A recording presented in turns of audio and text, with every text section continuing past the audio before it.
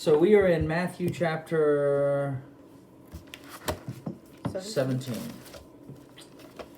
We just got done discussing taking up your cross. In Matthew 10:38, no cross, and there will be no acknowledgement or blessing in that regard.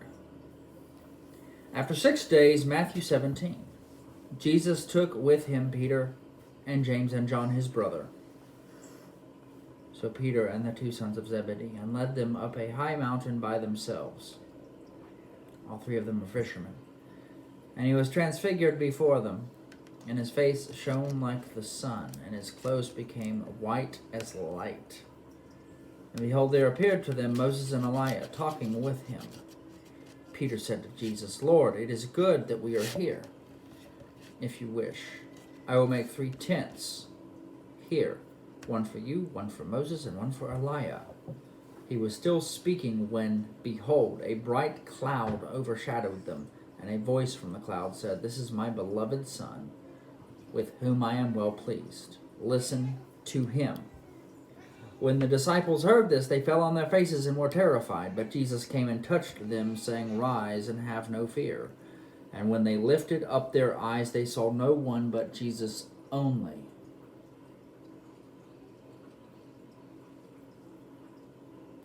Jesus' major issue in dealing with his disciples, with people, with masses, with groups of people, was the spirit of fear, which can give rise to a mesmerizing spirit, or a spirit of jealousy, or a victim spirit. Can pervert the view of God to us. Our responsibility as believers is to rise and not take hold of the spirit of fear, and so allow the spirit of fear to take hold of us. Our responsibility as his children is to take hold of faith and be taken hold of faith. For he has not given us a spirit of fear, but of power, love, and a sound mind. Power, love, and a sound mind. But when we choose to walk in fear, we hand away the responsibility for our lives to others in hopes that they will somehow make us safe.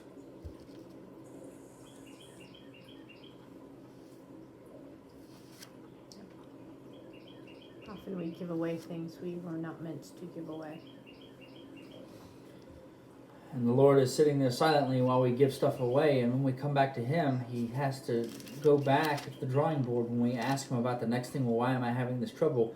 And he tells us, I never told you to give that away. We are netting ourselves problems when we give away our stuff, our birthright, our life, and our goods to other people, when the Lord never told us to give any of it away. We give it away out of the goodness of our heart because we think it feels good and it's the right thing to do. But he never told us to give it away. We don't listen. We don't walk with discernment. We don't use wisdom, and we sure as heck don't use stewardship. And we don't understand design. We think by giving things away, God's obligated to give back to us. He is not. Now, God will return things as we sow things in accordance with his design purposes and what he instructs us to do. There is a sowing and reaping that will happen. But when we decide that we're going to sow apart from his input, he is not obligated to replenish. You have the phrase, nobody can outgive God. Well, yeah, if you're supposed to be doing it, nobody can outgive God. But oftentimes you think, oh, I can give myself into wealth and prosperity. No, that's not how it works. There may be a season where you restrain all of your giving for a season so that you can save, or so that you can get your butt out of debt and into a financial position where you can give effectively and generously, like Cornelius did in Acts chapter 10. But we're supposed to do, there is actually a threefold principle of what we're supposed to do with all of our resources, our seed, relationships, finances, physical raw materials, emotional relationships and whatnot. We give, we save, and we spend. And we do so in accordance with what he says. As a result, we're able to, as Jesus said here in the passage, verse 6, rise and have no fear. Where he comes and touches us, rise and have no fear. We can have no fear if we hadn't acted foolishly. We're probably going to have fear if we've acted foolishly and not listened to what it says. The Father said, "This is my beloved Son, with whom I'm well pleased. Listen to him." Most people ain't listening to Jesus. A lot of them are just off doing their own little thing, thinking their little righteous crusade is going to be blessed by Jesus. They hand him their agenda, ask him to sign off on it.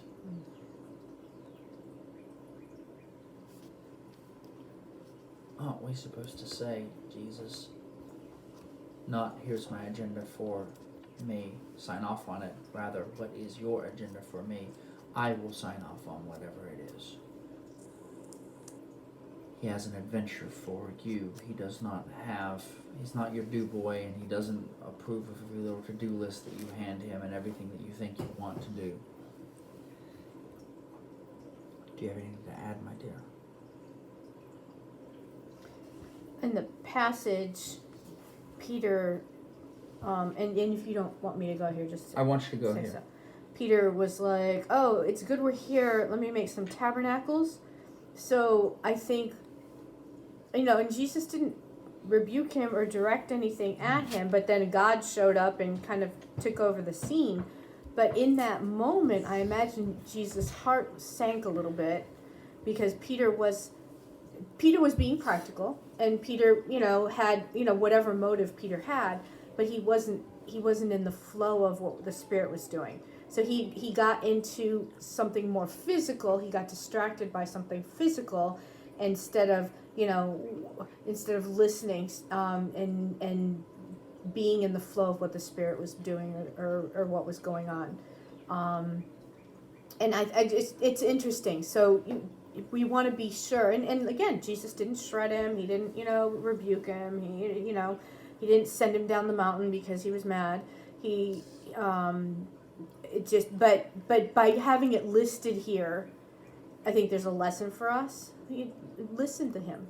Be in the flow of what he's doing in the moment. And especially in a spiritual encounter, and I've seen this a lot in prayer things. Somebody comes up for prayer, and instead of being able to receive and be in the moment, they've got their whole list of things that they're presenting before God as if it's the holy moment, that the only time God will listen to them, and they have to pour out their list to make it valid. And instead of just being able to stand there and be in his presence, and so there is a time where we want to be in his presence. We don't want to ask for anything. We don't want to petition him. We just want to be. He wants to love on us and have us be. And I think that's what Jesus wanted for Peter in that moment, was for him to be. Not to serve, not to give, not to respond, not to open his mouth, to be. He was transfigured. And Peter is talking about, hey, now that y'all are here, let's make dwelling booths. No. What were Jesus and Moses and Elijah talking about? That's what I'd like to do. I'd love to have that little bit there. Mm-hmm. But no, we're talking about, let's build tabernacles, booths, sukkot for you. And 3 separate ones so they can't be together. Okay, so we've got 3 massively powerful people coming together, having a conversation. He wants to make 3 separate booths. No. We want them to be together. They're together for a purpose. Yeah. That was something I hadn't thought of before, but yeah, we want them to have conversation and be together. Yeah. It was very, very interesting, Peter's response. We want more, and you don't have to fall on my face, be terrified. Just take in what you're seeing. Like, really, guys, opportunity here.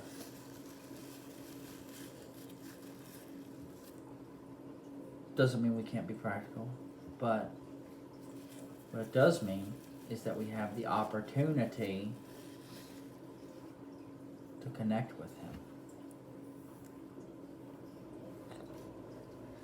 Tell the Lord what we appreciate, what we like. To talk with the Lord about certain things that we're looking at. And to receive counsel from him.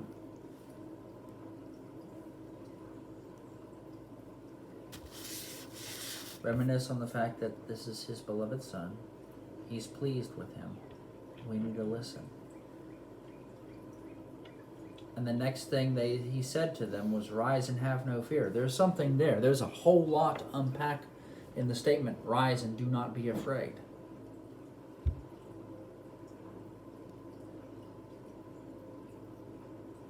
How many times was Jesus transfigured in the Gospels and we don't hear about it when he went on the mountain to pray? How many times were people talking with him, other people from heaven talking to him? How many times do we neglect that, or we don't receive counsel and connect with other people, or whatever the case, in a similar fashion, connect with him or whatever, because we didn't slow down, take pleasure in Jesus, and revel in what Father has, and get time to be alone. We have opportunity to be alone with him so he can be manifested among us and with us. Instead, we'll choose every other thing because being alone with him makes us uncomfortable.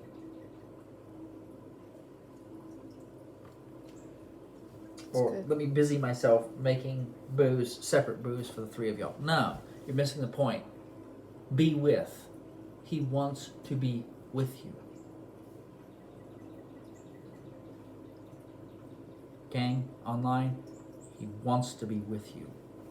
He does not want you to constantly be busying yourself. Now, there are time and places for you to hustle and grind and to work the principles and to weave things together. And then there's times for you to be a bride more than a son and to sit down, chill out, and connect with him. Lord, why did you make mollusks and scallops and sharks like this or like that? What was that experience I had at the aquarium where I put my hand near the tank or my finger near the tank and the fish followed it around? What was the Lord trying to unpack? What was the Lord trying to unpack in that encounter, in that connection?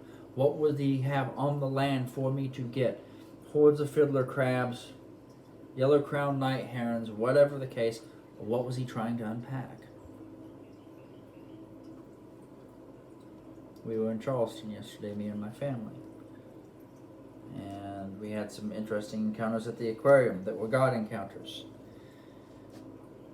Like y'all, audience there and online, you had some sort of a connection and probably maybe didn't even realize it. The Lord is so interested in talking to you. And he would love to converse about your day yesterday. I have a friend who lives in Massachusetts, office prophet. The Lord talks to him about dirt and grass and trees and roots and birds and furry woodland creatures and land and all kinds of things. Like a man speaks to his friend.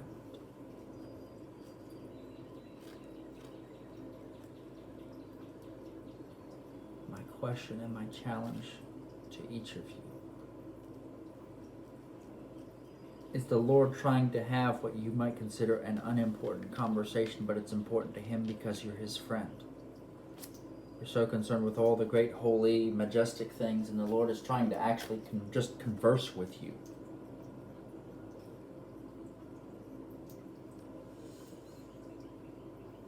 You know, that politician he connected with, or that plumber, or the fireman, or that musician, or whatever, or that movie you saw. If you consider the connection between this movie character and this situation in your life,